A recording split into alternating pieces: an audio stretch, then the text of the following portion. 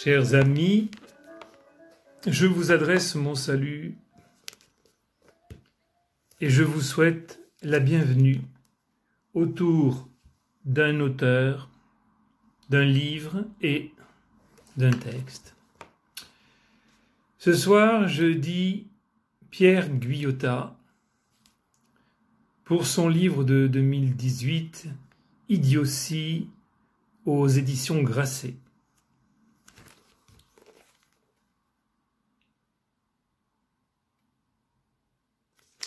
Cet ouvrage a été récompensé en 2018 par le prix Médicis et le prix spécial Femina pour l'ensemble de l'œuvre.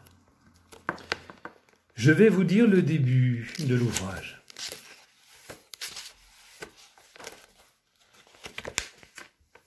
La fille à Pou.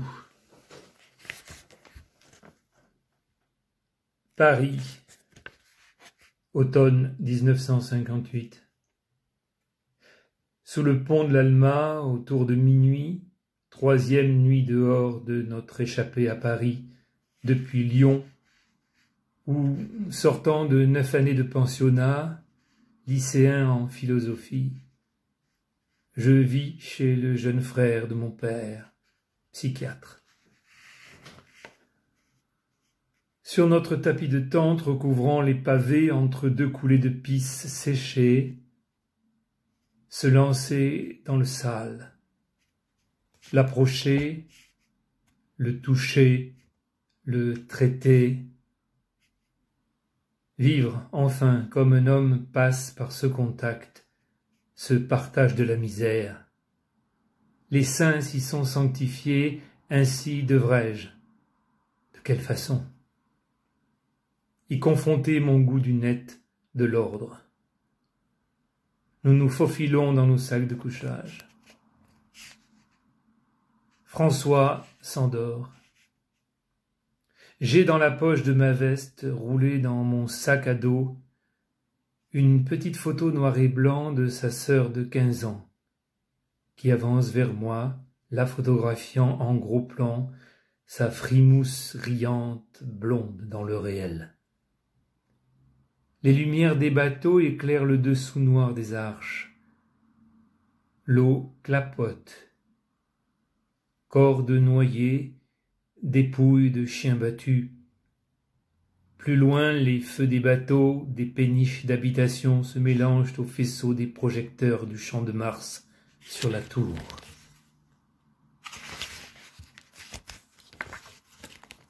Il dort. Tête hors du sac sur le capuchon, bouche ouverte. J'entends gargouiller son ventre. Depuis midi, rien qu'une baguette pour deux, gros appétit, demain, la faim. Si je m'assoupis seulement, c'est la mort qui me saisit, me tire vers elle dans un gouffre hors du monde. Dormir, vite.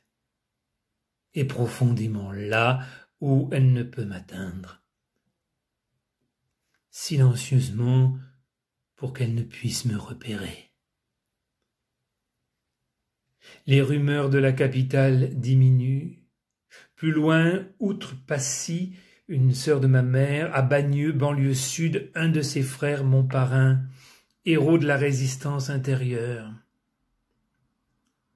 De l'autre côté de la Seine, dans Saint-Germain, non loin de la rue où la Gestapo arrête le plus jeune frère de ma mère, depuis déporté et disparu dans le camp d'Oranienburg, Sachsenhausen.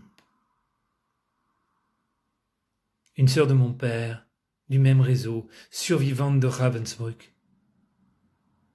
Plus loin, à Boulogne, un autre frère de ma mère, blessé dans la forêt d'Alat. En mai 1940, France libre, division Leclerc, le Faisan. Blessé dans les Vosges en automne 1944, Indochine, Algérie. Mais les aimants, les admirants, je ne veux déjà plus les voir, et à cet instant où, Ma mère étant morte, ma fuite s'impose en moi, c'est seul. Sans leur soutien que l'an prochain, j'affronterai cette capitale si lointaine alors.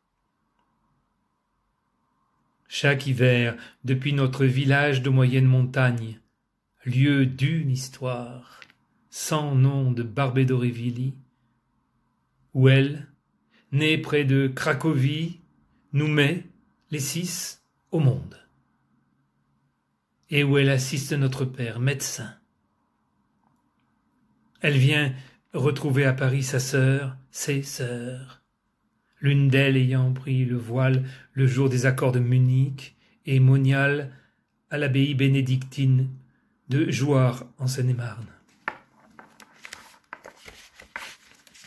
D'un de ces séjours, celui de 1954, elle me rapporte en cadeau, hors anniversaire de mes 14 ans, alors que, délaissant un peu la gouache et le dessin, j'écris de la poésie tous les jours, l'édition numérotée du Mercure de France des œuvres d'Arthur Rimbaud.